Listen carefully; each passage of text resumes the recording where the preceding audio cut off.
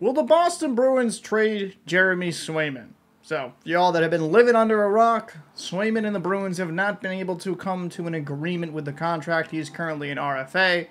And due to the, I would say, messy situation that happened last time with arbitration, the Bruins agreed not to go through that process with Swayman, hoping they could figure out a deal. They traded Ullmark to the Ottawa Senators, and it seems like that might be biting them in the butt. Fortunately, as of September 21st, 3:30 p.m., no deal has been able to be made between the Bruins and Swayman. So will Swayman ultimately end up being dealt? Before going into my opinion, I want to look at all the top goalies around the NHL. What are they making?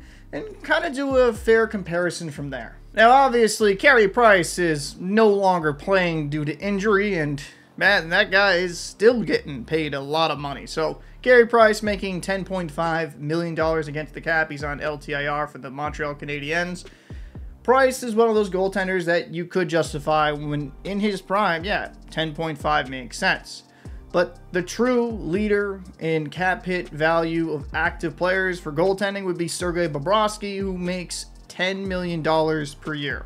Now, Bob has had some ups and downs through his tenure with the Panthers, but the last couple seasons, especially during the playoffs, he has always raised his level to being just elite. He's a Vezina winner. He's a Stanley Cup champion now. Yeah, he is one of the best goalies in the world.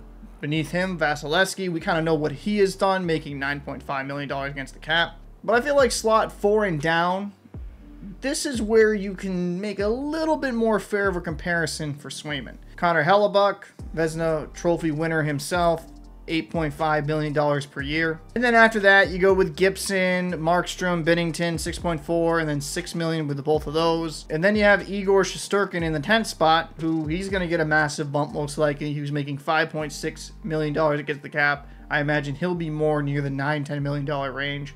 Where does Swayman fall into this category? Because easily, I think of Swayman as a top 10 goalie.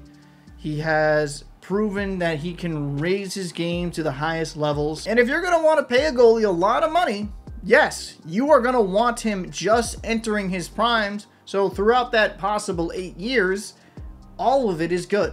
In comparison to some goaltenders where you pay a little bit more towards the middle of their prime, the back end of the deal can not look as good. And with the cap going up, there's a question here.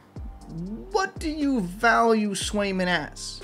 Do you view him in the same category as a Vasilevsky, Bobrovsky type, or is he a tier below that? For me, there is some differences between Swayman and some of these high-paid goalies. Swayman has never had to be the number one guy.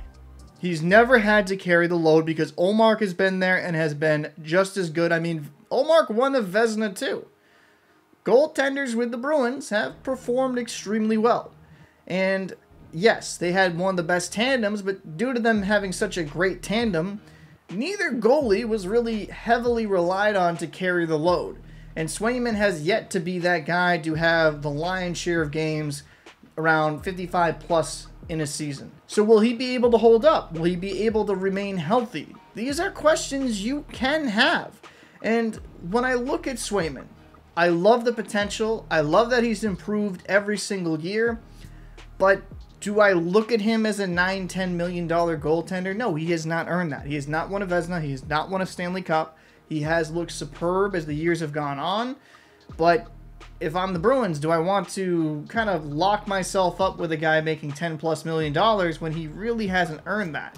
Now, maybe you could say on the flip side, well, he has all the potential to win a Vezina, to win a Stanley Cup, and if he does that, it justifies the contract. But in the same token, Swayman knows where the Bruins cap situation is. He knows what they can afford. And while they're hoping the cap keeps rising over the next few years, it's not a guarantee. And if the Bruins want to stay competitive, keep putting a good product on the ice, you can't just throw a bunch of money in the goaltending position where, yes, Bobrovsky and Vasilevsky have won Stanley Cups, but there's been plenty of teams that have won Stanley Cups with goaltenders on far more affordable contracts because they can build better teams around those goalies. So do I believe Jeremy Swayman's going to get traded?